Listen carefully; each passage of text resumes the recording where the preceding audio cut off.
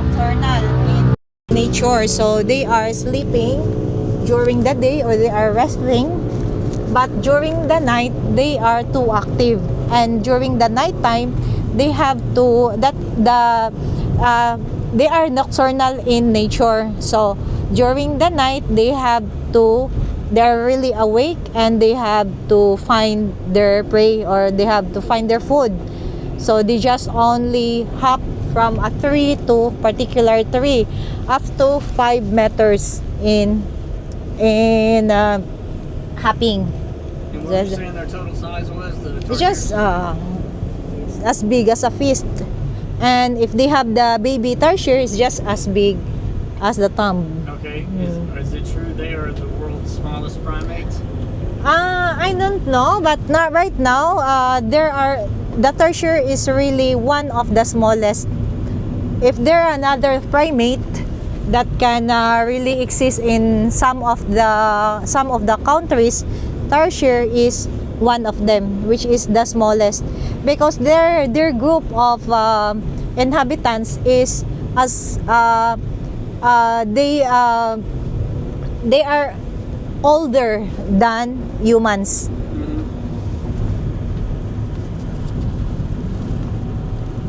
And can you point to the map again to show where you were saying they were at? They are so we're going here at the Corellia. Not only in this part, but for sight actual view is we have 2 areas for the tourists that we can have the actual view of tarsier.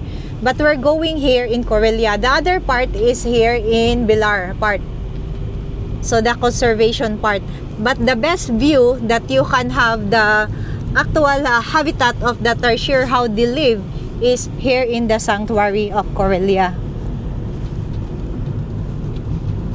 So if you can see, if you have the 200 peso bill, that is sample of the tarsier there, which is the design of that particular peso bill is from Bohol. Look at that. This one I have here.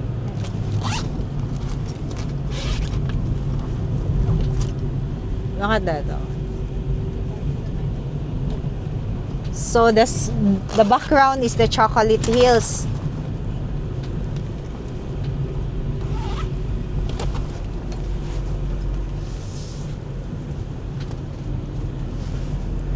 For Bohol, maybe it is it's cute, no? It's really cute.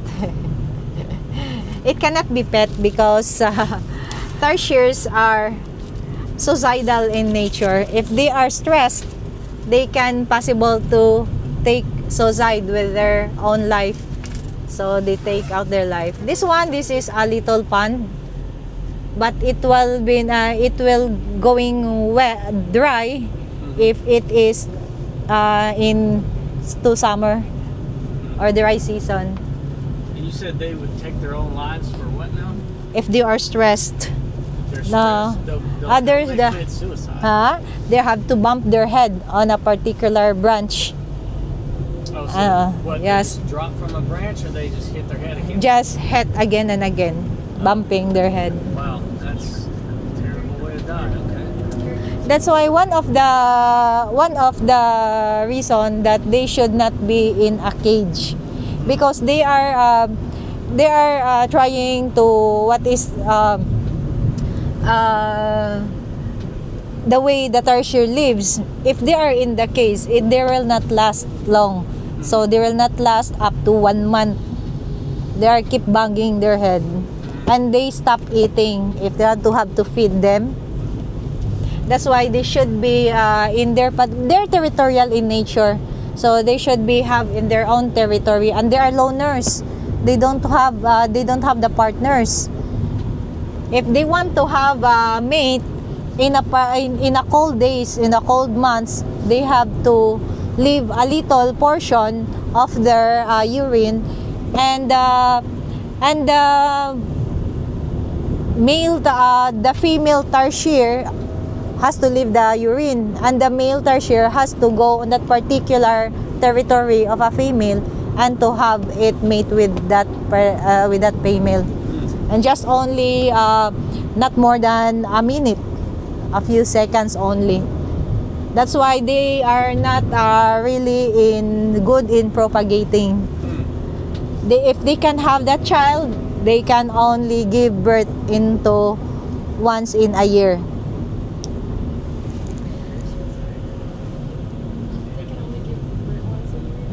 Less than 10 minutes is pretty terrible. Yeah, terrible. That's low standards. It's not a good way to try. And after that, they separate ways. But they go in separate. They go to a particular territory. The one who go on that particular territory will go back to his own territory. Some people would love it like that. There's no love involved. But the female tarsier has really a good love or taking care of his own siblings, because when he take good care of his siblings, he has to carry it until 6 months, until it can be independent on its own. The child of a tarsier. So it does care for its offspring well. Yeah. Okay. Just like a human, they have the emotional area. So, But the parents don't stay together. yes, they don't stay. They are loners. They also have really long tails. Yeah, their tails is almost times 2 with their height of their body. That makes them balance. And their eyes is really fixed on its particular skull, on their socket. And their eyes is more than bigger than their brain. That's why how do they look with the other side? They have to rotate their neck in 180 rotation degrees. So we are now here in another town, the town of Corelia.